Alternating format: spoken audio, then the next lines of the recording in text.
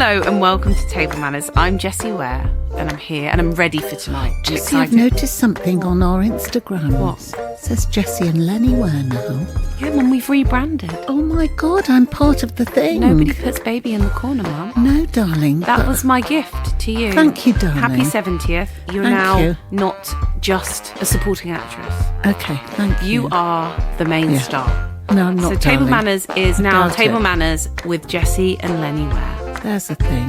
Yeah, this is how it is. Goodbye, Table Manners with Jessie Ware. Adios, Buckaroo.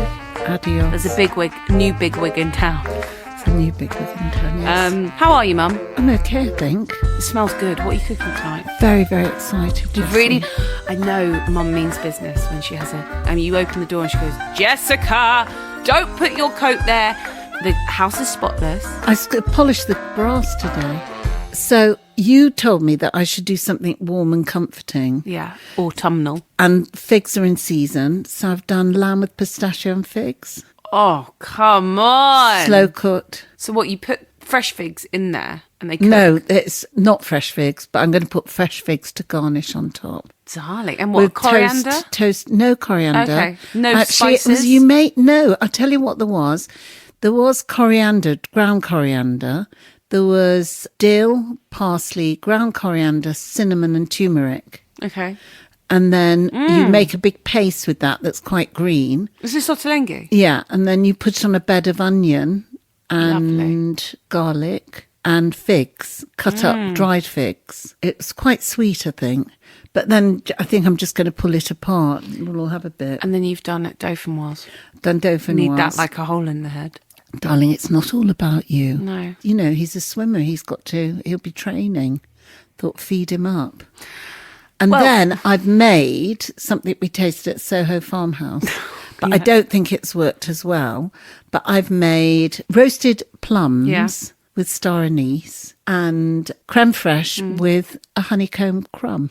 And you made the honeycomb yourself? Yeah. Not worked quite as well as I thought, but I think it will taste nice. Mum, you've really pulled out the stops for this guest. Tom Daley. We've really wanted Tom Daley for a very long time. You speak about Tom Daley like you speak about Marcus Rashford, like they're your sons. But it's funny. That's what I was thinking, because we've seen him grow up. Yeah. We've known him so long that I feel we're almost kind of related. I feel like I've got a vested interest in his life. He also has those very innocent puppy dog eyes, He's doesn't got he? gorgeous eyes. Like, come save me. Yeah. He doesn't need being saved. I've seen him at the bloody Attitude Awards. He looks like he's having a fun time and going out with Jodie Harsh, who's coming on tour with me. He talked about his first kiss with Lance. Yeah. They were talking about diving, and he said, what you have to do is hold your hands above your head, just like this. And as he held them up, he leaned forward and kissed him.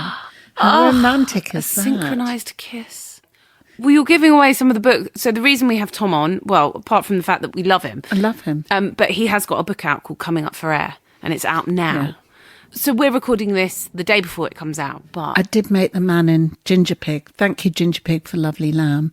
Because I said to him, he said, oh, have you got on? And I said to Tom Daley, I said, I hope he wears his Speedos. He said, I bet you do.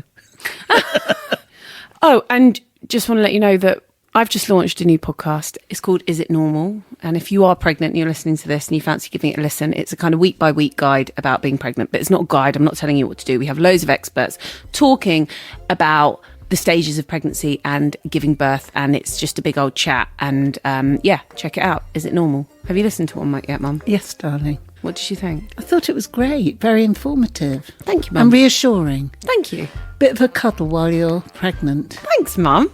I'll put that on the in quotations. Yeah, thank you. So today I've made an effort. My brother has made a comment on what I'm wearing. I know, darling, because you normally come I know. with rather strange clothing on that looks like you've been cleaning most of the day. Well, I haven't been cleaning, but the joy of podcasting is I don't have to look my best. You all do the time. when people there have made an effort, probably. I mean, Mum, you're making out that I'm like in dirty. Oh, they're here. Tom Daley coming up on tape. Is he in his Speedo?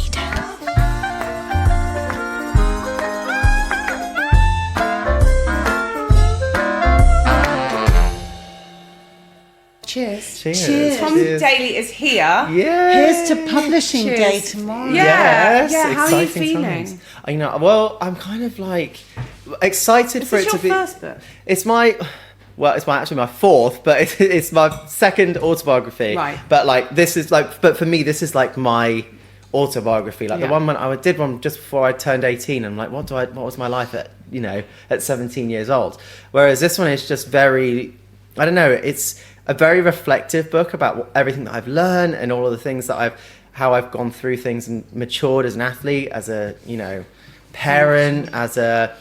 my phone going off as well. Oh, don't worry. I'll just tell you who it is. Silence it. Yeah, exactly. Who is it? It's probably... Lance. It's all right. I'll Sure, speak to him sure. in a minute. No, I already looked at the message, but Is I it don't know why bedtime and is at home. But Lance isn't at home. My mum's up here. So Lance is in Canada at the moment. So where's the baby? With my mum in London Bridge at home. Okay, So yeah. that's all right. And what's Lance doing? Lance is filming a TV show for FX, so he's doing all what kinds is of it? stuff.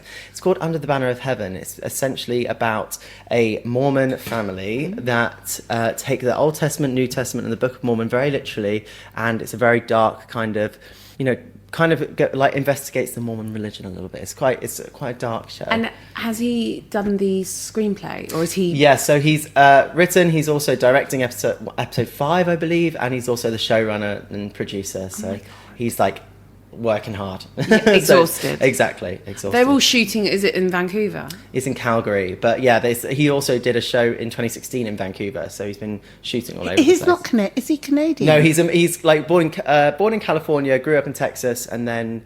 Yeah, but he's just... I think they're just shooting there for tax credits, I think. But he was in Canada when you won your gold. Yeah, exactly, because he was already out there working. Yeah. Yeah, he with was. your mum. Yes, exactly. My mum was out there. My son was out there. So, yeah, but my mum's been such an angel this year because we've both been so busy. And, like, there's as like, juggling things is so difficult. Yeah. And, with my training, Robbie's at nursery, and it's normally completely fine, but... on particularly busy weeks, my mum will come up and be like, my mum absolutely loves it, just being Nana for a week. Does Robbie get spoilt by Nana? Oh, my goodness. Does she throw the routine out the window and, yes. Spoiled, rotten, and Chocolate? gets away with murder. Chocolate. I've got a little Prado frog to take. Oh, he loves those as well. They're gorgeous. Yeah, he loves those. He really does. And did she teach you how to knit? No, YouTube just before lockdown. But that's quite sensational. Because we've got friends who are knitters, really good knitters. And we've got Tom on, and she said that knitting is exceptional knitting. It's not just even easy knitting. Oh, your dives are great too. Like, no, she was just like that knitting. Wow. It's just one of those things that I'm like. I think it's very athlete of me. If I start something, I just want to try and do the absolute best that I can, and I kind of probably take it a little bit too far in terms of like getting to, if I want to start something, I want to do it to the best of my ability, and I want to like be all in. I don't half-ass things. So, what are some of the other obsessions that you've had in your life? Cooking. I like to cook a lot. I definitely was. House plants. I have over 200 house plants. Oh, and they're alive and thriving. Well, I left for the Olympics, and my friends came.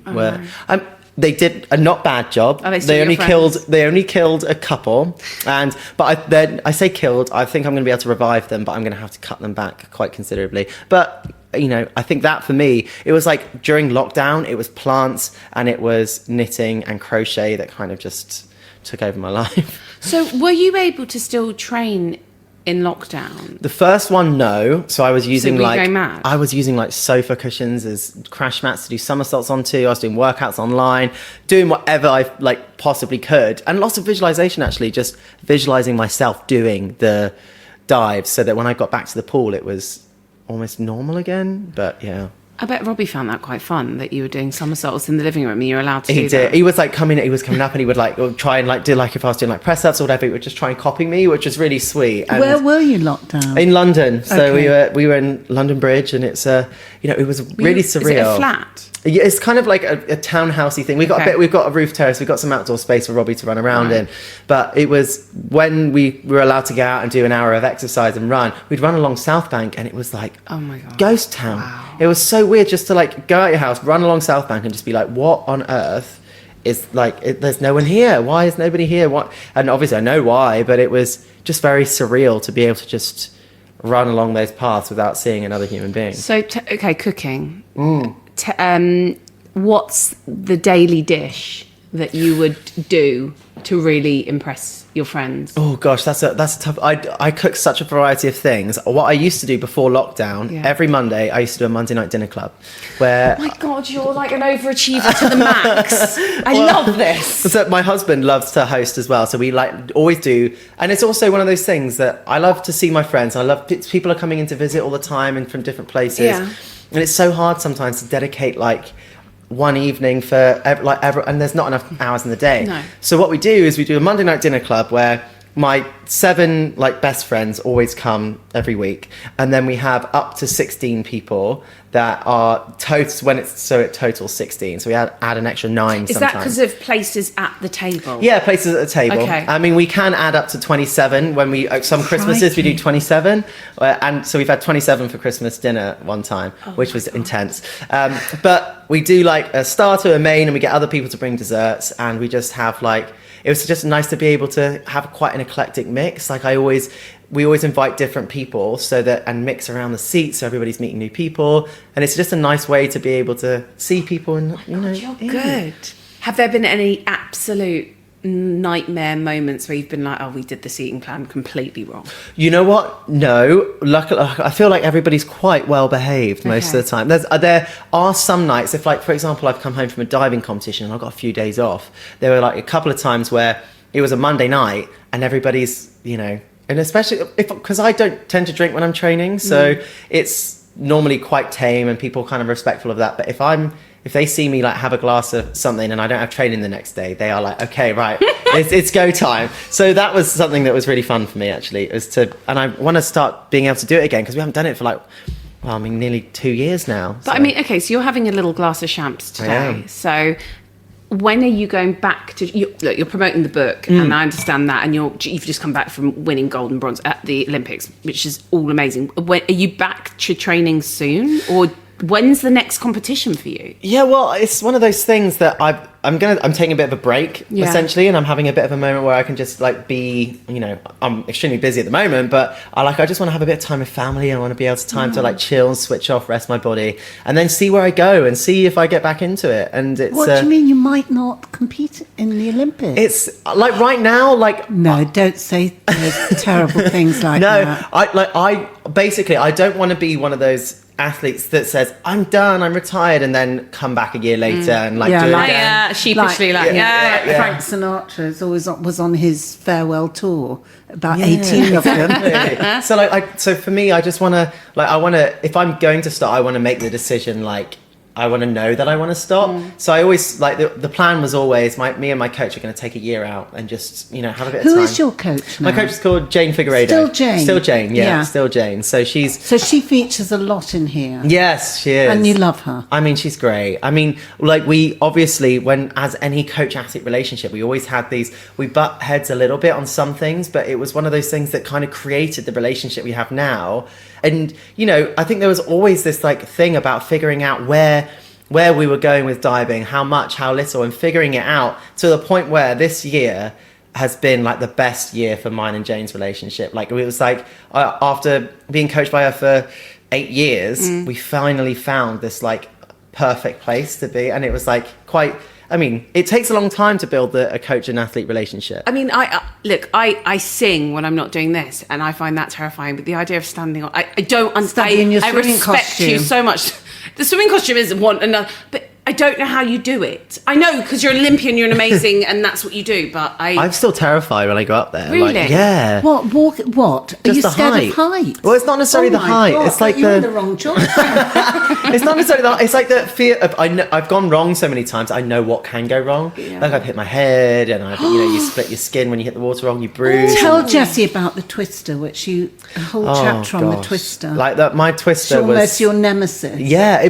So when Simone Biles this year talked about her like mental health with the twisties, essentially there's this like very weird sensation that can come over you when you're twisting, that you can lose exactly where you are in the air and you just kind of feel like you're falling through the abyss and you don't know where you are, you bail out, and then you don't know which way you're going to land, and then all of a sudden smack, you've landed in the water.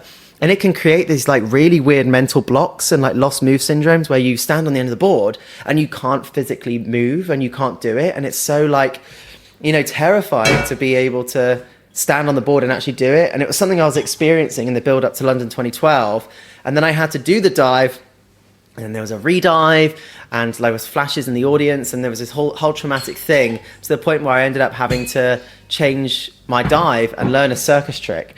So my coach came to me one time and was like, showed me this video of someone from Cirque du Soleil on a Russian swing, learning a dive, or doing a dive. And she was like, I think this is the dive that we have to change to.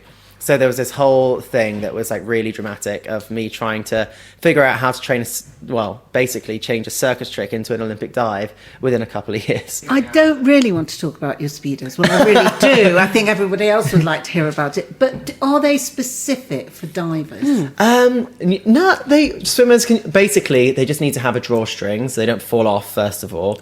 Because when you hit the water. Yeah, like 35 miles an hour, they'll come off. And if you don't time up, they're off. Like down by your ankles. Like, has it ever happened? In competition, yeah. Before my bum's been on the big screen. Oh my God, that's like what nightmares are made of. But it's like one of those things that happens, and then they don't show it in the replay. But still, once you know. But do they ever come off and you have to fish around when you're at the bottom? That's not happened to me yet. Okay. Has it happened to others? Probably. I mean, it must because it comes off so quickly. Underwater. Yeah, exactly. Yeah, but you don't have to bob down and not come up. I know, but it's a bit of a Monet. You know, like it's not. You'll get down there if you need to. Yeah. Oh my God, that is. If you weren't doing diving, yes, what would you be doing? Have you got any like complete fantasies of having a 9 to 5? So before I was a diver and didn't really necessarily have anything like. You started when you were 8. Yeah. So it's always It's always been there. It's always been there, but in terms of like when I saw myself having it as a career, probably wasn't until I was like maybe 12, 13. So before that I wanted to be a pilot. That was something that I wanted to do. Whereas now... you can still do that. That's true, but like now I'd love to be a TV host and do that kind of stuff. Well, you can do that with your eyes closed. But he's done that with Splash. I did a little bit with Splash. What was that like? I mean, it was really fun. If anyone had said that there was going to be a Saturday night TV show about diving, I would have laughed in their faces originally. But it happened, and I loved it. And, I'm starting to do little bits here and there now. Like, I'm doing the one show next week, which will be fun. You're doing hosting? Yeah, so that'll be fun. Lovely. What about podcasts, Tom? I know. I think I might start doing a podcast soon. You should do a podcast. Yeah, I think it would be really fun to be able to do that. So maybe watch this space, but also, like, I want to design knitwear as well. Like, I love knitwear. I think you should do this. Yeah, I think who's asked you to design for them? Well, I want to do my own range and just do it. Yeah, but you've got to sell it somewhere.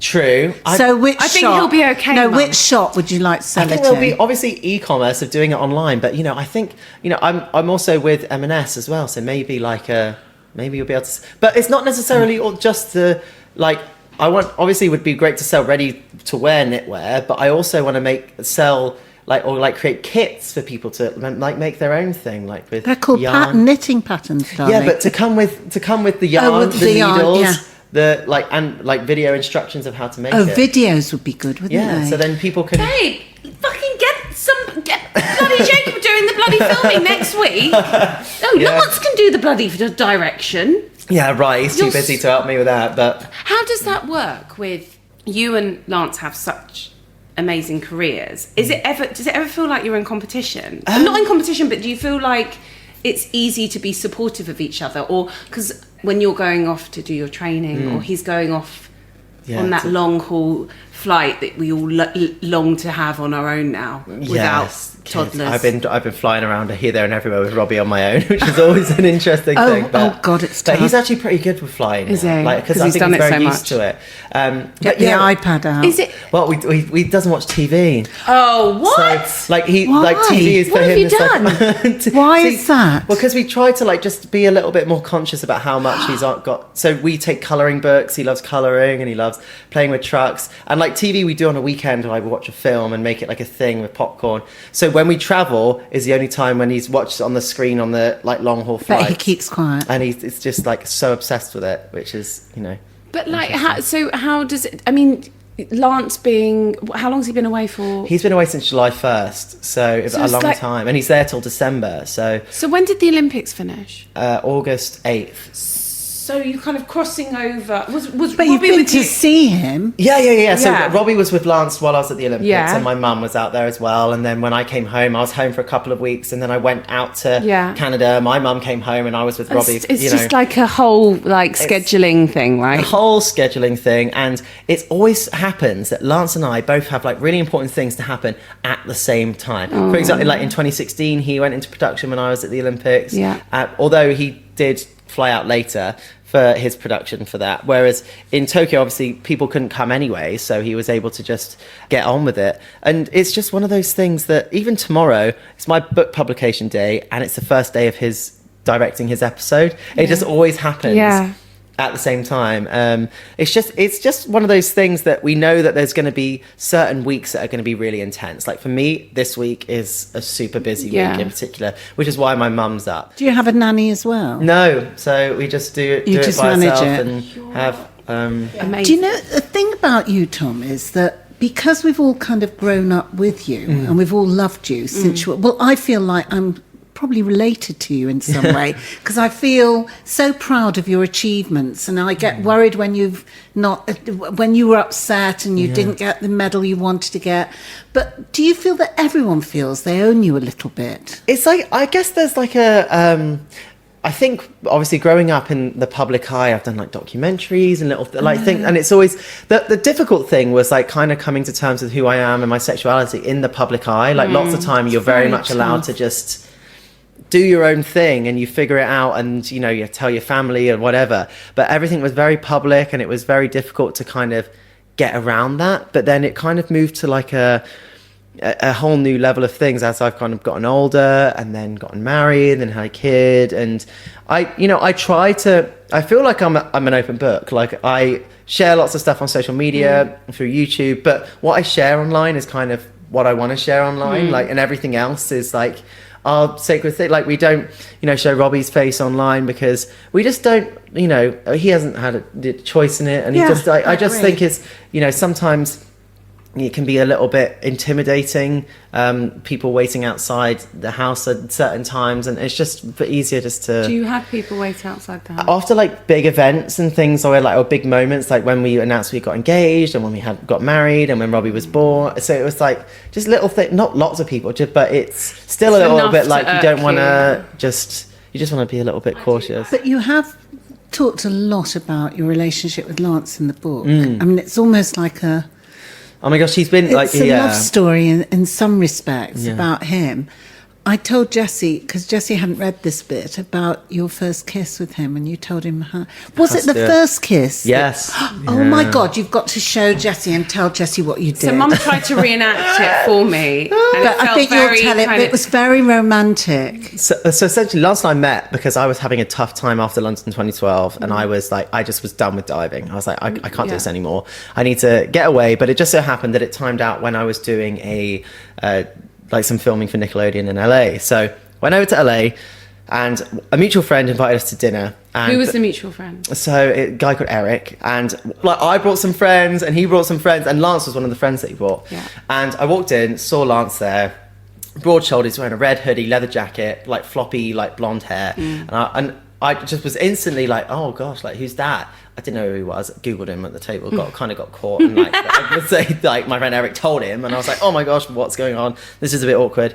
Anyway, we met, we went out for a little bit afterwards, and then I put my number in his phone. Well, his assistant came over to me asking for my number to put in his phone. Oh God! I know. His assistant was very cute, though. To that, darling. I mean, okay, carry on. So after that, the next day, I said let's get a drink, because at the time. So hon, you put the number in the phone. He texts you the next morning. Yeah. Okay, so I woke up to a text. Okay, lovely, love that. Okay, and then he's still texting. Yeah, exactly. Still texting. Our phone's like going off in the corner.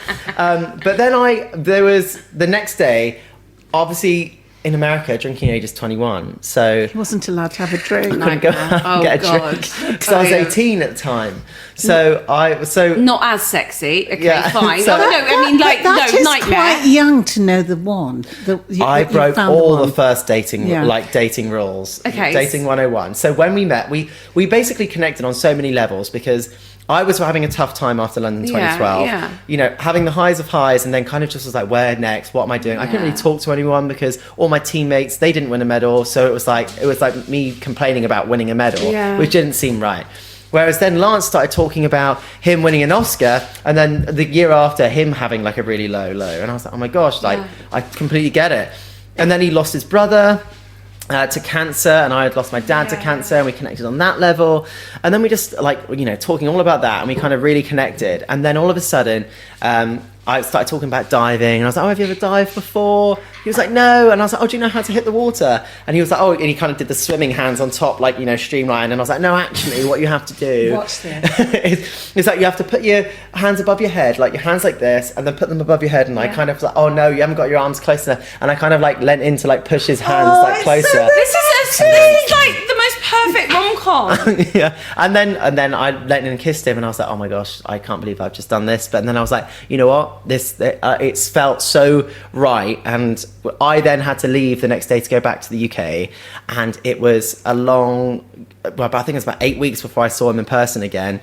Came over for my birthday, and we went out for like, we were at I think it was the Radio Bar, you know, at the Me Hotel in London, like Is just that on the one Strand. in Aldridge? Yeah, exactly. So we were up there for my birthday, and I basically, you know, some drinks in, I was like, I told everyone there that Lance was my boyfriend, and Lance was like, what's going on?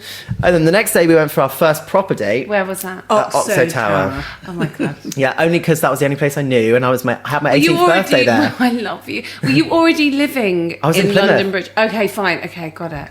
You've really kept in the same area, babe, haven't you? I mean, I do love the area. But we went on that first date, and he asked me to be his boyfriend. Yeah. And I was like, okay, after some lychee martinis. Yeah. And then the next day we went on another date. This time I think it was in Enamo and Soho, you know, with the inspector. Yes, I think it's gone now. Fun. Yeah, I think it's gone. It died to death, yeah. Shame. I couldn't really do outdoor dining with the thing. No. I enjoyed it though. Yeah. I mean, I love that. What year was this in? 2013. Yeah, I think this is when it was like... Jessie, I think, that was... Jessie, he's very young. No, I know. Yeah. So we went for that night where I lychee martinis, whatever. That night he told me he loved me. This is on date 2. Date 2. And did you say the L word back? I did. Of course. And then, so Lance came over to the UK on a location scout for a film. Inverted commas. In London. It was on a love scout. And I was like, okay, like, no, like, it was, yeah, it's great, let's hang out. So then I was like, I have to go back to Plymouth because I have to, like, you know, get back into training and all that kind of stuff. And he was like, oh, I can come down to Plymouth too. I can extend my trip. The mother. Yeah, so then he come down to Plymouth. Not everybody knew, did they? No. What did he think of Plymouth? So he actually really liked it. He said it was very charming. And I don't know why he said this, and he still says it to this day. It reminds me of San Francisco. And I'm like, it's nothing like San Francisco. I was like, yeah, it's not quite San Francisco. But I think he just meant the hills, maybe. Okay, got it. But so when we were in Plymouth, the first like day we came and had a barbecue, and that was when my mum met Lance. Jesus, it moved very quickly. Very quick. And but then, it was natural. And then it's the cat. Hello, cat. So then when my mum came over for the barbecue, I was like, oh, what do you think of Lance? And she was like, oh, he makes a great burger. And I was like, oh, you know, but what really, like, because he'd made homemade burgers, which I'm are in delicious. love with him. And I was like, no, but what do you actually think of him? And he was like, oh yeah, he's lovely. I was like, well, me and Lance are like together, like we're a couple. And she was like, oh, okay, great, like great. She was cool, wasn't she? She was totally cool. Like, if you're happy, I'm happy. I mean, had you come out to her before then? No. Oh, okay. Wow, this all okay. This all the kind of happened and your very brothers quickly. were cool, but your grandparents. My grandparents weren't so cool. But like within that first week, we also went on a bike ride in the Camel Trail, and we named our children. And Robbie Ray. Yeah. Robbie Ray. Children. Yeah, we had a girl's name as well. So when's the next one? You think we would, I mean, that's the thing. Having another one, we would absolutely love to have another one. And it's not as easy as a bottle of wine and a good time for us. But, it's definitely something that we are wanting to do. But you could use the same... Yeah, our surrogate is amazing. And, same egg donor, because the egg donor is different to the surrogate that we had. And was it done in America? Yeah, done in America. And, our surrogate is so amazing. Where was your surrogate living? In the US, in California. Oh, so it was okay. You could be there. Yeah, so we were able to go back a lot. You have to be there about 8 weeks, don't you? We were there, because Lance has a place in LA. We were there, early. And we were just, it's the waiting game as well, when, we were waiting for your chance. Oh, it was amazing. It was Well, first of all, we were in LA and we had to go like 3 hours south, like down towards San Diego way, but not quite as far. And we got the text, it's happening at like 4 o'clock. And we were in LA and we were like, wait, come on. 4 o'clock in LA, trying to drive down south was just. And if you're a surrogate, you've had a few babies, maybe. She had two. She had a couple of her own, and I think she's done it. She's done it before. So potentially, your body has muscle memory, so therefore you may not have that long to get down to the 3 hours. We literally got there, and it was a matter of like, everything was okay. We were like, everything seemed really calm, and we were like, okay, this is okay. Like they were, like, go get a coffee. It could be a long night, whatever. So we go and get a coffee. No. Come back up. And then, like, it was, okay, right, let's get ready to push. And I was like, push now? Like, I was like, I was like, I looked at Lance and I remember thinking, oh my gosh, this is happening. Like, we've been here for, like, not even 45 minutes and it's happening. So you're lucky. You didn't have to do fucking 24 hours, babe. Oh. Anyway, carry on. But then, like, 15 minutes later, there's Robbie. And I remember seeing him for the first time and just think, like, just this, like, my mouth was, like, wide open, like, oh, my, like, I just, it was just like this holy, and, our surrogate was there with her husband, and it was just such a beautiful moment. And she was just, like, beaming, looking at us, and I had first skin to skin, and she was just, like, beaming and just, like, so happy, and we were so happy, and, like, there was no words that we could say to express to her how grateful we were to her for, helping us create our family. Like there's no, she's like our guardian angel in that sense. And, we are eternally grateful and forever grateful for her. And she is just, she's just an incredible person. And it takes keep in touch. Yeah, we're in touch all the time. Has Robbie met her? Yeah, lots of times. Like whenever we're in California, we always meet up. She doesn't actually live in California anymore, but we have catch-ups all the time, and whenever we're actually in the same place, we'll always meet up. It's been a while, like, because of COVID, that we haven't met up, but we've FaceTimed and we've sent photos all the time, and it's I think it's really important for us that we're super honest, super open, and for where Robbie came from, because we want him to know everything. And I think it's something that's really special to have. I don't know, I think Robbie for us is our little miracle, and it's as gay parents and same-sex parents, you have to really, really super want kids to go through the whole process. And, we just feel extremely lucky to be in the position we are with Robbie, because he's just amazing. I'd love to have more kids. You're young as well. I'd love to. Was your dad a young father? They got married at 21 and had me at 22 or 23. Okay. So my mum's 51, so... Christ. She's a spring chicken. Yeah. So. Your description of your relationship with your dad is so beautiful in this book, and it made me cry. And also that, you lost him when you were only 16. Yeah. He just sounded the most amazing man with his big flag. Oh my gosh, he was. His that big flag. Oh, you'd always know exactly where he was sitting, wherever you were in the competition. His flag was so big. And I love that his ashes are... in the diving pool. In the diving pool. In the aquatic centre where you put your water bottle. Yeah, so it was... I don't know... That was nice of them to do. It was so sweet. I can't remember how it came about. But, like, my dad, like, in his last 2 days, all he would talk about is London 2012. Do we have tickets yet? Because it's a nightmare to get tickets as an athlete. Like, it's just impossible. Really? Yeah. Is it Wilson guest list for the concert? It's like we get 2 tickets per round you make. Oh, that's disgraceful. But you don't That's so mean. And it's not necessarily the best tickets, and you just like it's so like. No wonder he needed a big flag if he was at the back. They like it would be amazing if they said how many tickets do you want? We want to pay for them, of course, but it's like how many tickets do you want? And like at least give us the option to have. But anyway, they don't do that. So we were worried about getting tickets. My mum even had to not, because I was under 18 just for when I had to sign the Olympic forms. She was like, I'm not going to sign them until I get tickets. For me to be able to die. But we got tickets in the end. She's right, though. But like my dad we didn't have tickets at the time that my dad died, and so we was constantly talking about it. And I can't remember how exactly it came up, but in the end, my dad was cremated, and we had these ashes, and it came up that we could put them in like a little vault underneath the tiles at the bottom of the steps leading up to the platform at the Olympic pool. So parents are not allowed, or any family members are not allowed anywhere near the poolside, anywhere near not allowed to stay in the same hotel. I don't go on the same flights as the athletes. So for him to be able to be on poolside during that whole moment was so special. So I was able to put my drinks bottle there, and I would just touch it every time, touch the tile. Do you feel he's there?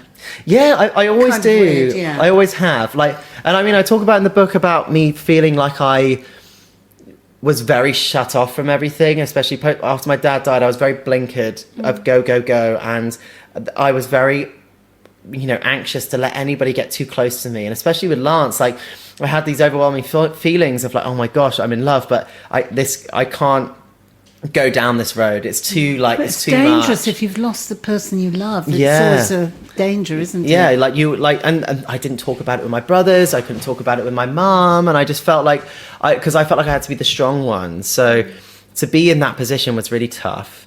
But then once I was in the Westfield Mall in Stratford with Lance, and it's a moment in the book where we're going down the escalator, and he goes to put his arm around me, and I kind of tense up whenever anyone gets affectionate or and he's like, what's wrong? And I was just I don't know. And I just felt like I couldn't let any love in. I was so worried about letting love in because I didn't want to get heartbroken again. And it was that time when I kind of was just so talking about all of the different experiences and traditions that I had with my dad that we just stopped doing because we didn't want to bring up the emotions and the, missing him.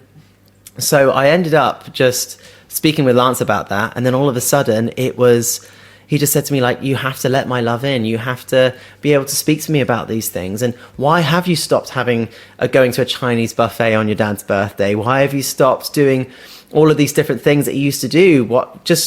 We can do those things. You should keep his memory alive. You should be able to really enjoy those moments. So it's since then that I've been able to really kind of, because right when I didn't grieve at all, after his death, and especially not until after the Olympics. And I think it was after the Olympics that I suddenly realised that I wasn't going to see him again. And I'd gone towards the London 2012, and it was so intense.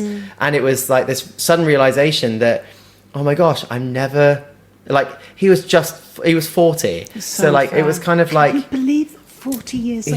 It was it was one of those things that I was oh my gosh, I hope so, that at one point in my life I'm probably going to be older than my dad. And it was that really weird feeling of just this, I'm never going to see him again. How is this going to go? How's this going to feel? And now I'm done with the Olympics. Where am I going? What's my purpose? He was an immense character, wasn't he? Oh, he was. He was constant practical joker. What was his job?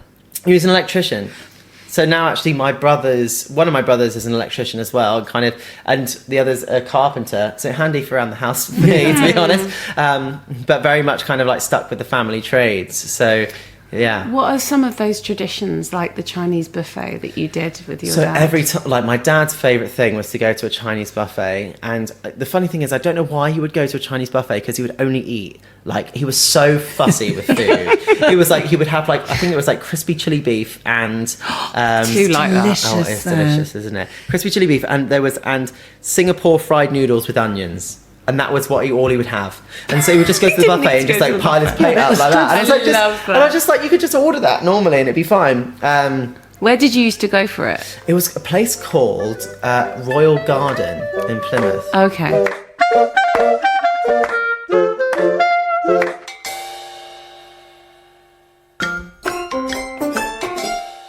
I need to ask see who's you. rung? Did Should somebody we just ring? check who Did else they? is texting? Darling, for you. Tom is Leah. Yeah, no, that's fine. I can text her back. Sophie, Lance. Sophie, Lance. You're very popular, Lance Tom. has got 2 Christmas trees and a frog.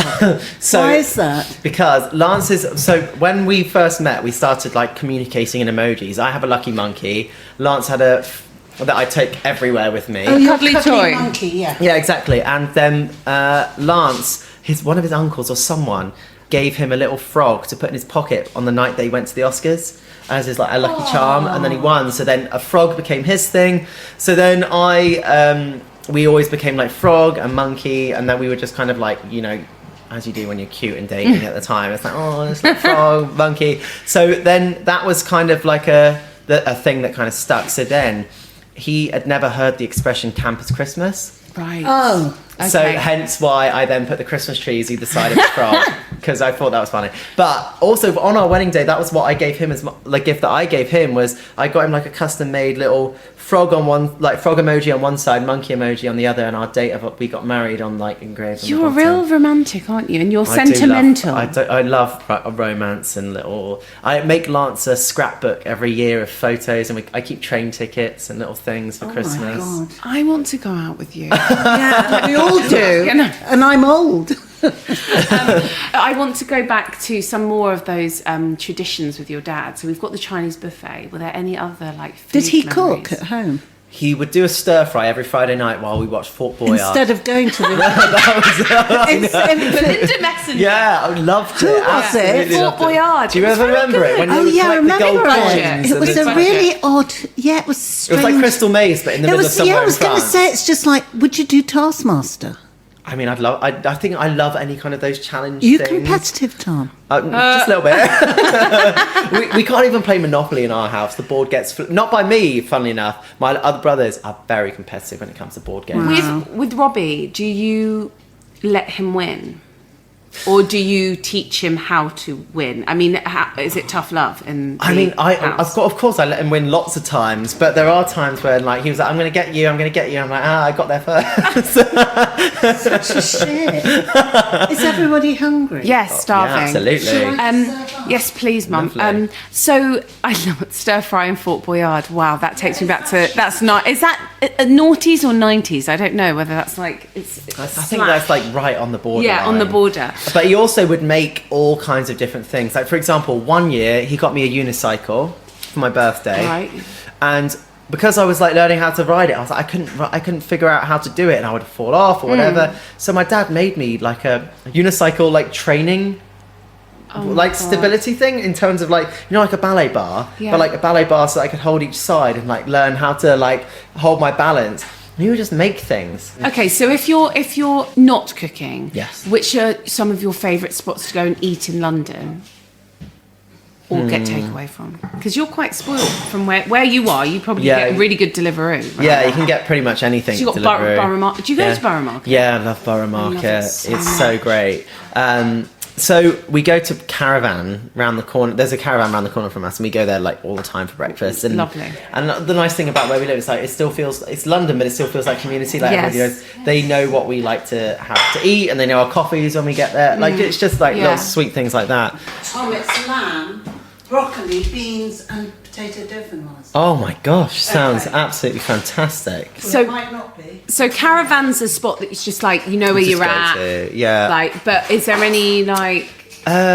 Bob Rickard. I've never been pressed for champagne. Yeah. I've never been, but it looks very fun. It's great, and that was where I went with my friends before we went to O'Meara the night that basically it was our big celebration night. I had organised it before the Olympics, so it was either going to be celebration, commiseration, whatever. It was something that I was looking forward to. So we actually went for cocktails and Claridge's, which was extremely fancy and lovely. Yeah. But very fancy. I love that you go from Claridge's to O'Meara. I like you Claridge's, get the full spectrum of London Bob life. Rickard, O'Meara. I love it. Yeah. Oh my gosh, this food. Look. Oh my goodness. You know what? So I wasn't at the Attitude Awards, but my manager said you did an amazing speech. But you also said that you were going to campaign. Yes. It's like essentially, at these last Olympics, there were more out athletes than ever before combined. Yeah. So, but there's still 10 countries where it's punishable by death. Yeah. Right? So my whole thing was to try and stop any country that criminalizes LGBT people, women, people of colour, from ever hosting a major sporting international event. Because at the end of the day, things like Qatar World Cup next year, 2020, is it safe for LGBT people to go there? No. Is it safe for women to go there on their own? No. And so it's like one of those things that it's so, I don't understand. Like, I get following money to be able to host an event, but there's like a balance to be had of, safety for so many people. So I think it's really like important that, I've been talking about it, and I really want to action it and figure out a way of being able to speak to the heads of these, organising committees to try and stamp out, because until they have like punishments in terms of not being able to host events, they might actually start to consider the safety of their actual citizens. Because lots of people will think, oh, you know, sport shouldn't mix with politics and all that kind of stuff. But, you know, human rights are human rights. It shouldn't be absolutely. a political question. So, if you're born in a different place, doesn't mean that you should be discriminated against. But, So I mean, that could be something that you could do on your year. Well, so that's what I would love to be able to just kind of like, you know, travel to the places that I need to travel to try and figure out what, especially ahead of the Commonwealth Games next year. It's Commonwealth Games next year, and there's still so many Commonwealth countries that criminalise gay people. So it's really important to me, because when I was younger, there was no one out and at the highest end of sport. Yeah. Most people came out towards the end of their careers or after they had finished. So for me, it's just trying to make it so. Oh. We can start. It's also one of those things that you don't, like little kids growing up, like if they start to feel like they're less than or feel like they don't fit in, of course they're gonna steer away from sport, you know? Mum, this is very delicious. Is it? Yeah, It's so good. it's very delicious.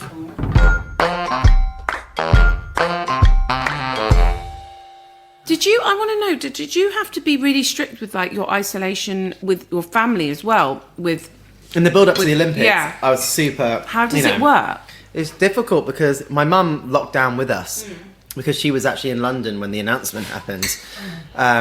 So she stayed up with us, and the thing was, like, in the build up to the Olympics, you obviously have, if we were to have tested positive at any point too close to the Olympics, it would have been over and we wouldn't have been able to go. Because I got COVID in February, and it was like the worst experience ever in my life. So, and if I had ever gotten that closer to the Olympics, it would have been like over. I was out for 8 weeks. So, like, yeah, couldn't breathe, couldn't talk, couldn't, like, I was hospitalised for the night, and like it was really bad. And I consider myself to be young and healthy, and it was really terrifying. So, are you vaccinated? So now I'm double vaccinated, and I've had it. So I mean, I haven't had, touch wood, I haven't had any scares since. And No, but you never know, do you now? Did you all get it in the house? So Lance then got it. Did he get it as bad as you? Not as bad as me, but that was actually the first time that Robbie watched TV because it was my mum had gone home. Funny enough, she'd gone home 10 days before, so she missed it. Good, I guess. She missed it, and that was the first time we were like, both of us were like, absolutely. And we were like, oh my God, how are we going to look after Robbie? Like, I couldn't walk. One of the nights I couldn't walk down the stairs. Lance had to carry me, and it was it was really bad. Jessie, I struggled through. You made me do 2 podcasts. I know, we didn't know it was COVID then, did we? Because it was really early early on. It was kind of the January before it all came out. It just wiped me out completely. That's terrifying though, isn't it? Did you get the cough? Yeah, the Cough is something else. And it just wouldn't Sorry, go you're away. going to have a bit more. I mean, if there's more going, I'll absolutely have some more. It was absolutely I'm so fantastic. happy. You see, I knew I adored Well, him.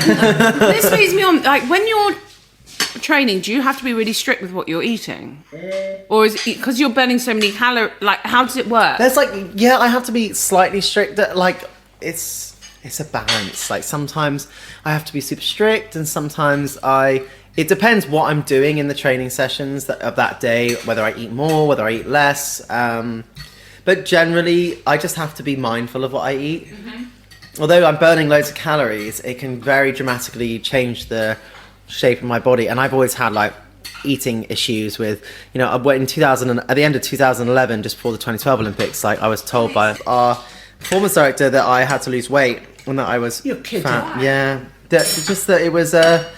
So then I ended up having to lose weight, and I didn't really know how, and there wasn't really a nutrition support team at that time. That's and mad. There was no nutrition support team. yeah, at the time it was like there was like budget cuts, and there is now. Good God. But so it was like then I had to figure out how to do that, and then all I could do was look at fads online because I was like, just cut your carbs, but then cutting carbs when you're an athlete is like so challenging. So then I basically struggled with body image for a very long time, and I think it's surprising to some people because people are like, well, what are you talking about with your body? But it was... You have got a perfect body. Yeah, Well, thank you. you but just have to have it on Can I display. just ask something? You know how swimmers have kind of triangular bodies. They've got tiny little hips. And then they've got really broad shoulders. Do divers have a different shape body? Divers have to be as small as possible, to be as light as possible, to move as fast as possible, but be very powerful. And I was always very much someone who would put on muscle really quickly and change shape quickly, whether that be bigger or smaller. I could do both very quickly. But yeah, it was just like a weird thing. Like I never thought about. How old were you then? 17. It's a really hard time to be told that your body isn't the right. Yeah. So then that was like a whole struggle, and then I would feel guilty about what I'd eat, and then had like spouts of bulimia, and it was just like one of those things that I just didn't expect. Like I'd never thought about my body in that way, or I'd never thought that people looked at me in that way. So then all of a sudden, if you're told that you have to lose weight and you're fat, and then you've got nowhere to hide as an athlete, you go out there and you're like, especially as a diver when you're not wearing anything, I just felt super self-conscious all the time. But then I ended up, this last few years I've had great nutrition support around me and been able to figure it out. But it's one of those things that you don't necessarily know how to adjust your body size, especially when you're growing up, you can eat what you want and you don't change shape. I never did. I never could eat what I wanted. Me neither, but I've just stopped caring. I mean, but when I was like younger, I was not only growing, I was also growing and an athlete, so I was able to I could just literally eat whatever. Whereas now, it's just not the case. But which is not why it's nice to have like that little break to be able to just kind of like ease off. And now I do workouts because I enjoy them, and I do classes rather than going and doing. So what classes did you? I've been doing Barry's boot camp. I love that. oh Jesus! So have you got another Olympics in you? Well, I'd like to think so. I feel like I'm getting better at the moment. It's like I know it's just constant. But at the same time, it's always the question of do you keep going? But at the end of the day, I think the last 2 months I've realised I actually enjoy it. I actually love it, and I miss it. It's only 3 years now. 3 years now. Yeah. That's quite good then, isn't it? Yeah, it's a short Where period. is it now? Where is Paris. Paris. Oh, darling. just a job. And then it's LA. Oh, you're gonna do it all. Oh, I can see you competing till you're 50. Yeah, do 6. The thing is, I probably could go to compete in another 2 Olympics. Would you accept not winning? But that's the thing. It's being able to go there and be at your best. But your Lance was fantastic when you were so disappointed. Was it in 2016? Yeah, he's a filmmaker, so he was like, you're writing your own story here, and you're writing a very good book, and there'll be an ending for it. And so, funnily enough, but he said to me after those Olympics, I went into 2016 thinking that it was going to be my chance to win an Olympic gold medal. And I was prepared physically, I was prepared mentally. I won the prelim with an Olympic record, and I was like, this is going well. Going into the semi-finals the next day, complete disaster, bombed out, and... Why does that happen? It just stars didn't align. Your stars didn't align. It was just a complete, I'd never dived like that in my life. It was just something freak, I don't know, whatever it was. And I remember just feeling so deflated, so defeated, and just I couldn't, but it was almost felt too horrible to be true. And it was actually Lance after the competition that said to me, you know what, Tom, maybe you weren't meant to win an Olympic gold medal today, because maybe our future child is meant to see you win an Olympic gold medal. That's what he said. It was so beautiful. Yeah. Did he do a good speech at the wedding? Oh, Lance does good speeches wherever he goes. He Lance actually, he gave a speech after his Oscar and promised marriage equality for all. And that was his big thing, that he wanted to be very involved in the LGBT rights. And he was the one who helped sue and fight against for marriage equality in the US. And so he kind of gave up lots of his film career after he won his Oscar to fight for equality. But then you didn't get married in the States. You got married No, he here. didn't. He said, and at the time he wasn't necessarily in a relationship, or he was either single or not necessarily serious relationships, and he didn't see himself getting married. He was just fighting for it for other people. So yeah, we ended up getting married in the UK. We haven't got married in the US, but it's still Did your grandparents come in the end? No, my grandparents on my mum's side did. Yeah, but my grandparents on. Is it still not right? It's not necessarily right between it wasn't the relationship between my mum and them is not great. So then it's not it wasn't necessarily that they wouldn't have come, because they definitely would have come. It was more that it would have been a bit of I didn't want it to be an awkward experience for my mum at the same time. So since I came out and they weren't necessarily as accepting, and that took me by surprise. I thought they were going to be the more accepting grandparents. What would you think your dad would have said? I don't think he would have cared. He would have definitely taken the mick, because that's just the way he was. And that was just how he was about everything. No matter what anyone did, whether it was good or bad, whatever it was just his way. He would always joke and be optimistic about it. But now, like, my grandparents are very much always asking about Lance, always asking about, like so many different things. And at the end of the day, I named Robbie after my dad, and so which is after their son. So, I want them to have a relationship. At the end of the day, they're my grandparents. And I know that they didn't necessarily accept me in the first place, and they'd said some, horrible things. But at the same time, it was very much like, I'm not someone that ever holds grudges. I always want to try and fix things. I always try to make things right. So I went and saw them after the Olympics recently, and they had prepared like a whole afternoon tea, and all the family were there, and it was really sweet. Maybe baby steps. It's just and I feel like now they get it, and also they're probably younger than me as well. No, they also had my cousin Todd came out as well, who is my dad's brother's kid. So they had another gay in the family, if you like, and this time, and they were. It was actually really nice, because his dad reached out to me and was like, look, Todd's just come out to me. How can I deal with him better than I dealt with you?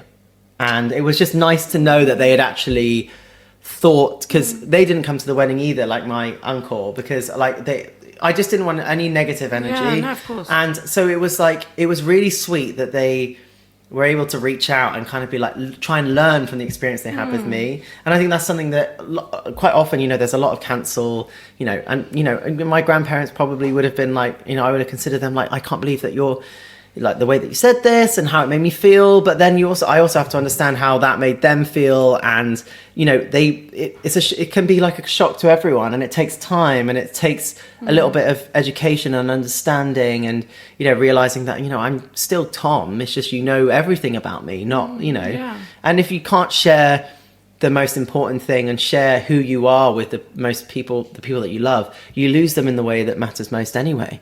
So being able to share and be open with your grandparents or whoever is really important, I think.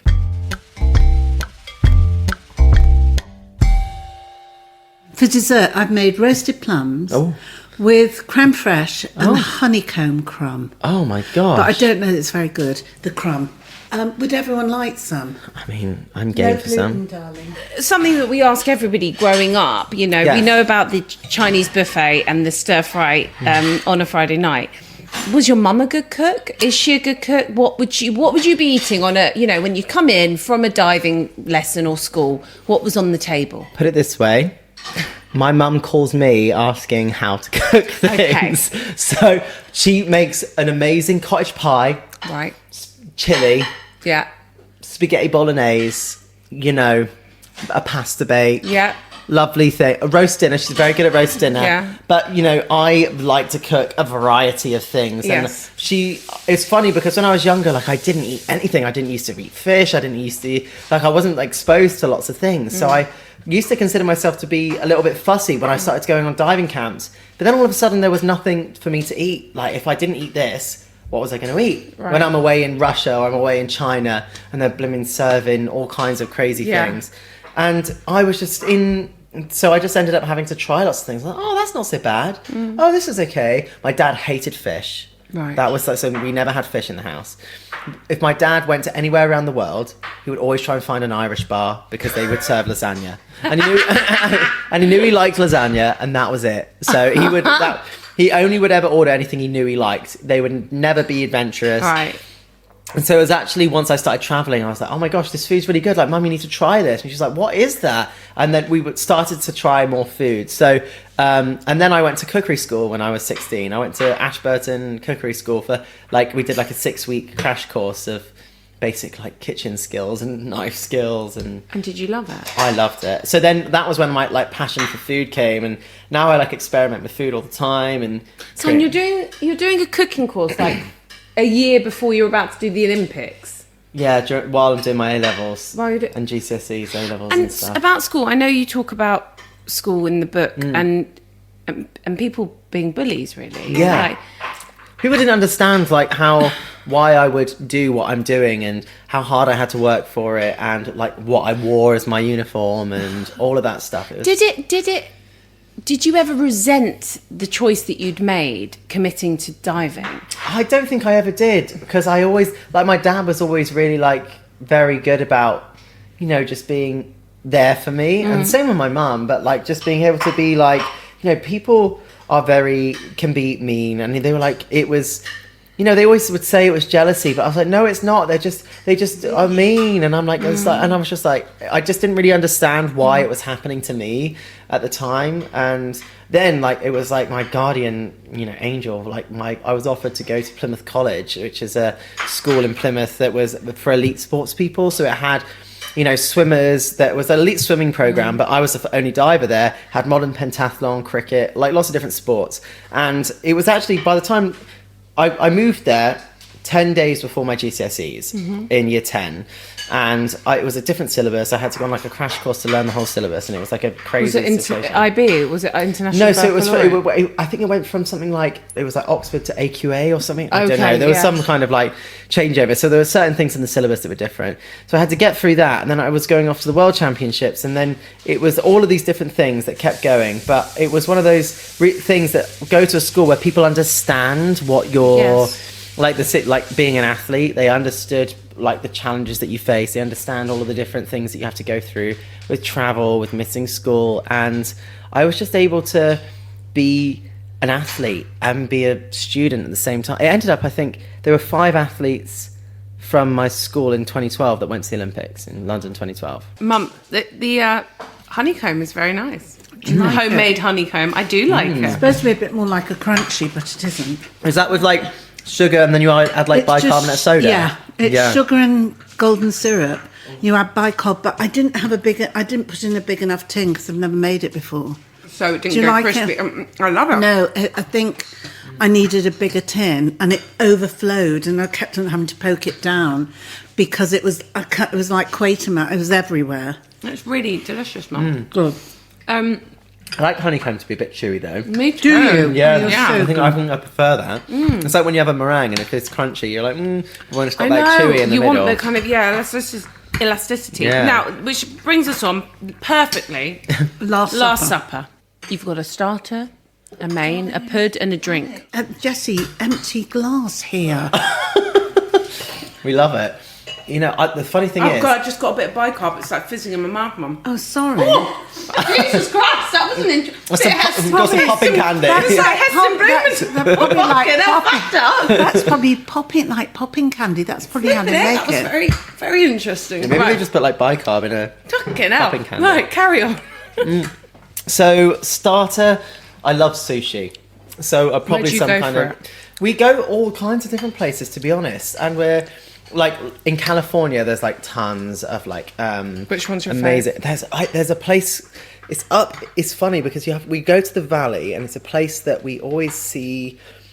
I can't think of the name of it now. But it's like very small, hole in the wall. Yeah. Like maybe like can fit maybe 15, 20 people. It's very, very small, but it's like so delicious sushi. And it's one of Robbie's favourite things as well. He's like, he loves He's sushi. a good eater. I mean, he eats anything and everything. What have you done to do that? Because mine is No strictly veg. telly and the... I cooked everything from day dot. Like I would, on a Sunday, I would cook meals for the week and put them in pots and freeze them so that we could like defrost them. And like I was an athlete dad. Like, you know, when you just prepare and you plan and there's routine. I don't know.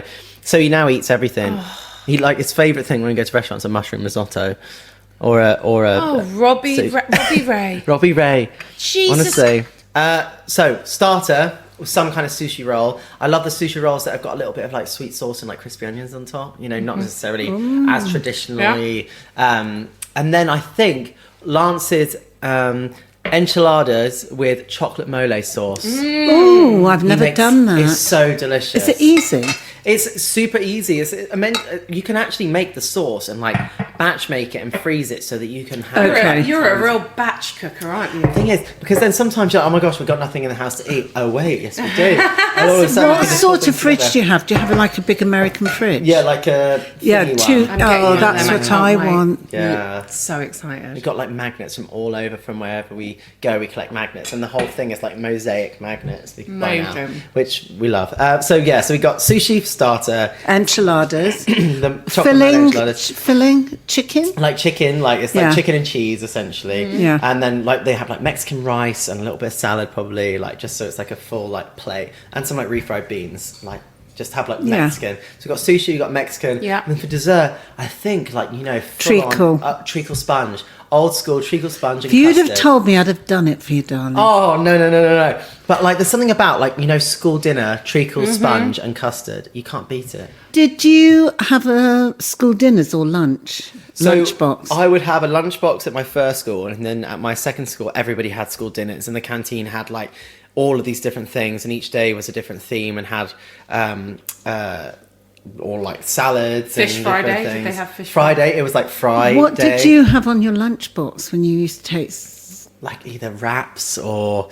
No, what did you have on the front? What was the picture? Oh! I think it was literally just like a plain black cool box. That's no fun. I know. And what's Robbie Ray needs a Paw Patrol. Yeah, he's got a Paw Patrol backpack. Tom, do you like karaoke? I do. Me too. I what love would you karaoke. sing? So whenever I go out with my friend Sophie, we sing, the... Do you do a duet? Yeah, the American Boys. A synchronised karaoke duet? Yeah, Estelle and Kanye West. I love that. I do the Kanye West, I do the rap. I love that. Yeah. Although Sophie always like starts singing the Estelle bit and it goes on way longer than she thinks. She's like, Tom, take over this bit. And I'm like, okay. But it's such a good song. You'll be my American boy. good. That's the one, yeah. What was your first dance? Ellie Goulding, How Long Will I Love You? Did she sing it there? No. So I wish. Imagine. Should have got in touch with Jessie. Should have sorted that one. Oh, have you ever met her? No, I don't think I have. Does she not know that you were her first dance? We never had the conversation. No. She'll know To text her now. after. Yeah, exactly. Oh, she'll be thrilled. And She'll it be was also thrilled. like what the string quartet played when we walked down the aisle as well. It was like the song that kind of was like felt like it was our relationship at the time. So Tom Daley, we could keep on chatting about You're going to sign my book first. everything. Yes, But, absolutely. It's been so interesting talking to you, and just thank you so much for coming over when I know you're in the thick of promoting everything, and just best of luck with the book. Are you a bit more relaxed now? I think the funny thing is, since winning an Olympic gold medal compared to the bronzes that I'd won, I just have been in a different sense of peace and happiness around my diving, and I just feel. But so you much seem more. very happy person. A very positive, happy person. I think I consider myself to be quite a happy person. You're not a I'm negative person. No, I always try to see the positive. I think Yeah. I think I've lost too many people, and like things like life's too short to be unhappy or hold grudges. You just kind of have to enjoy it and live life while you can. So a couple more Olympics. Yeah, I get 5 more Olympics. Okay, yeah. love it. Love it. Jessie, do you think we can get the 2 tickets? He's only Yeah, exactly.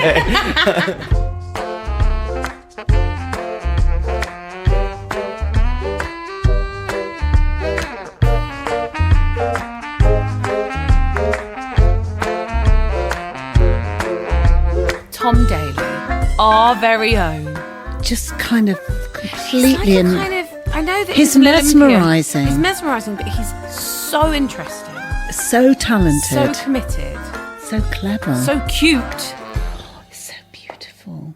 Yeah, such a wonderful conversation with a total stranger. Tis a bit like blind date coming to Yeah, our oh my house. God, totally. You never know whether we're going to click, but he was just my cup of tea. Really, really just loved how open he was and generous and philosophical, and what a lovely... I mean, I think we all love Tom Daley, don't we, from what we've seen of him, but he totally lived up to We it all and feel more. like we know him, Yeah, but he is absolutely lovely. what a star. Yeah, Coming Up for Air, great title. Yeah, it's out now. Congratulations, Tom. I can't wait to see what Tom Daley does next. Well, he's clearly got a lot of Fingers knitting on in the end of pies. it, lot of knitting on the end of his knitting needles. Thank you, Tom, for coming when it seems very busy, and he's got Lance in. Yeah, and he fitted us in. I know, I'm very touched, but yeah. I'm glad I could monitor his messages. Yeah, that was prying, mother. Wasn't they kept pinging?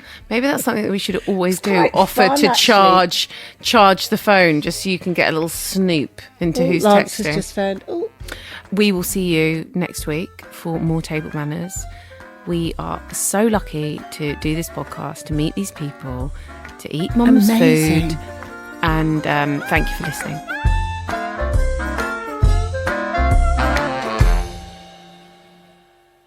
The music you've heard on Table Manners is by Peter Duffy and Pete Fraser. Table Manners is produced by Alice Williams.